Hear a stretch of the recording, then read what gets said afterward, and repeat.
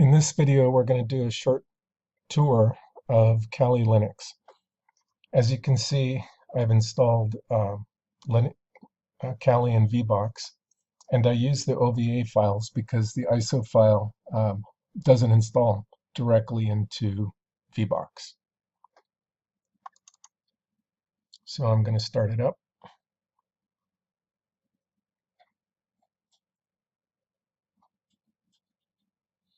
One of the first things that is very useful to do is to go to the, I guess I'd call this the system menu, and find the settings. Kali has a very aggressive screensaver, and you have to log in a lot. So if you step away from your computer, generally every time you have to log in again. So I want to turn that off so that way it'll just stay on, permanently. And that makes it easy for me to experiment with Kali, do some online research about new Linux commands or check things in my book and stuff. So we have all settings and the privacy option here. And here's the screen lock that I was talking about. I've been saying screensaver. And what I'm going to do is I'm going to turn that off. And again, all that does is ensure that I don't have to keep logging into Kali over and over again. So this is going to be a short tour of Linux to do some fun things at the command line. It's important to know the command line because that's the basis of learning programming. And when you're exploiting a target machine, usually you start off at the command line for the most important commands to get started. And then later on, you can, like zombie your target. And there are some command and control systems like Dark Comet or VNC that will allow you to do your remote connection where you can actually use the graphical system, point and click. But you need to be familiar with the command line, and that's what this video is about. So in this particular version of Linux, we have the terminal option here right on our start menu. We have Iceweasel, which is a version of Firefox, and then of course all the different hacking systems that are pre-built into Kali.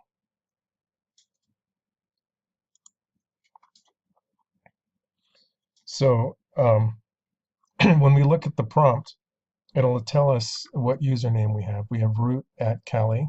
The machine name is Kali and the user is root.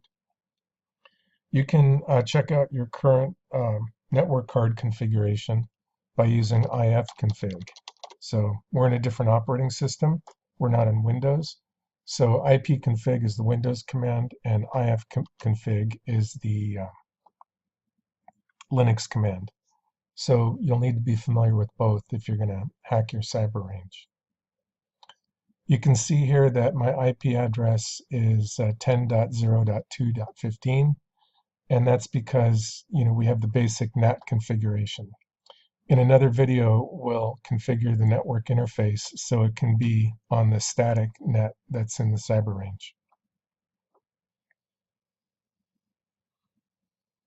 So what we're going to do here is we're going to change our directory, CD, and go to desktop.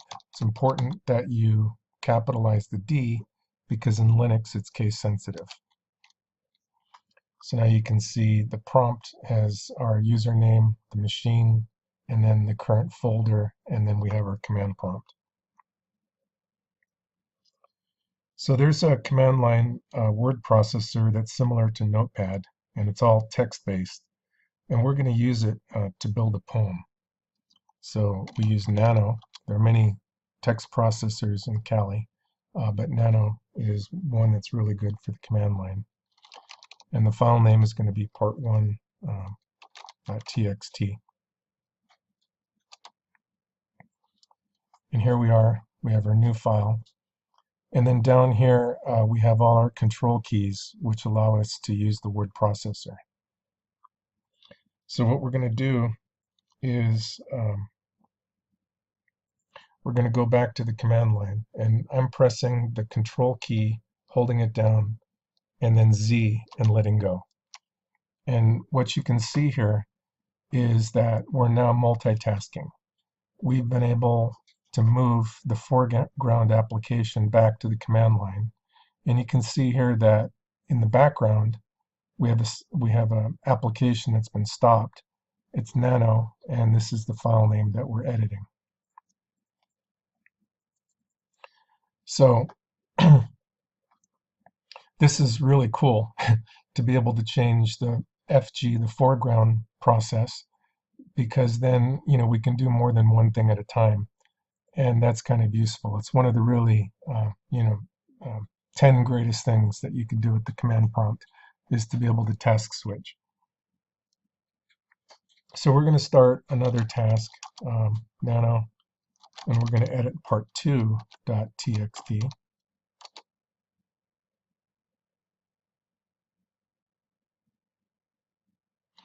And I'm doing this in reverse order because I want you to, I don't know, get that aha experience. So we're going to have fun here.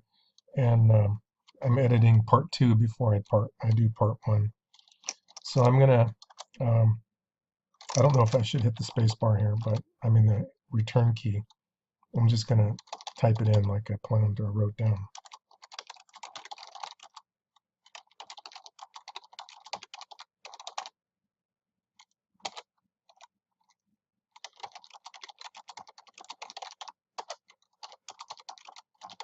Okay, here we need the enter key, so we get a space. So this is our poem, and this is sort of the part 2 of the poem. And we're going to save it now. We're going to use the Control and O key, which is write out. We're saving. Somehow Linux always has to do things differently. So we'll press Control O. I like to think of this as output. O is for output. In Linux, a lot of times you're outputting,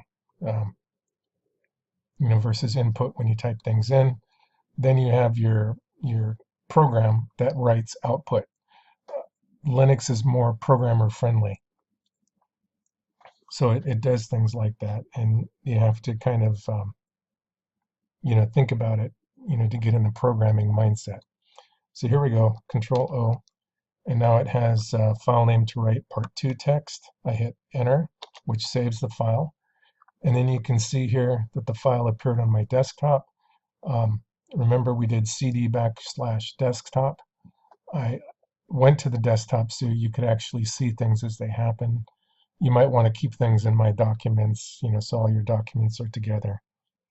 But here I'm just sort of making it as easy as possible for you to see what's going on.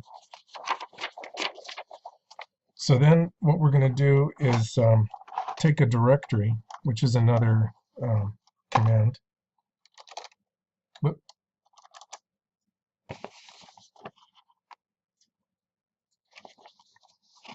So I'll do my Control Z to get to the command prompt. And then here I am at the desktop. I take my directory, and you can see here that part 2 is saved on in the desktop folder.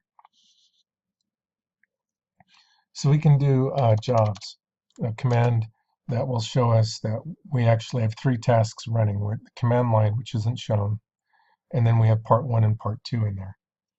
And what we're going to do is switch the foreground, the current task that we're going to use, and we're going to do foreground 1, which will get us to part 1. So we do FG1, and we can see the empty file that we're editing for part 1.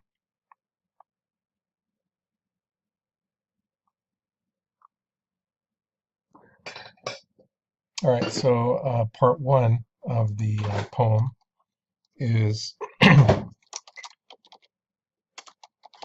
I'll tell you a story of Chuck and Nori.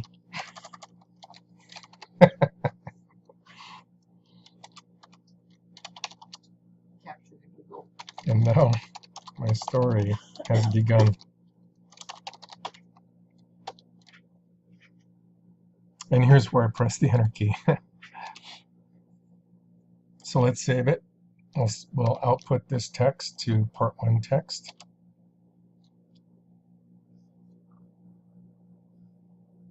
So here's my part 1 text because I've now outputted what I have here. So let's go back, Control Z, we do jobs. You can see there that a complete list of what we have in memory. And I guess for fun, you have to get your fun where you can. We'll do figure 1, or foreground 1. That's part 1. Control Z. FG 2. And here's part 2, the other part of the poem.